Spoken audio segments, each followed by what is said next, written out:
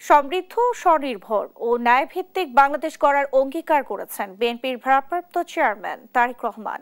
বলেন, আমরা এমন একটি বাংলাদেশ গড়ে তুলব যেখানে নিশ্চিত হবে ভবিষ্যৎ প্রজন্মের সমৃদ্ধি ও স্বনির্ভরতা, অন্তর্ভুক্তিমূলক ও উদার রাজনৈতিক পরিবেশ এবং সামাজিক স্থিতি ও ন্যায়পরায়ণতা। রোববার আন্তর্জাতিক গণতন্ত্র দিবস উপলক্ষে সংবাদ মাধ্যমে পাঠানো এক বাণীতে তিনি এই অঙ্গীকার করেন। বলেন, ২০০৭ সাল থেকে আন্তর্জাতিক গণতন্ত্র দিবস পালিত হয়ে আসছে। গণতন্ত্রের সারবত্তা ও এর অন্তর্নিহিত শক্তি সম্পর্কে বিশ্ব সম্প্রদায়ের মাঝে আগ্রহ সৃষ্টির লক্ষ্যে এই দিবসটি পালিত হয়। আন্তর্জাতিক গণতন্ত্র দিবস জাতিসংঘের সদস্যভুক্ত দেশগুলোতে গণতন্ত্র চর্চার লক্ষ্যে প্রচলিত একটি বিশেষ দিন। এ সময় তিনি বিশ্বব্যাপী গণতন্ত্র প্রতিষ্ঠার জন্য আত্মদানকারী শহীদদের প্রতি গভীর শ্রদ্ধা ও তাদের বিদেহী আত্মার মাগফিরাত কামনা করেন।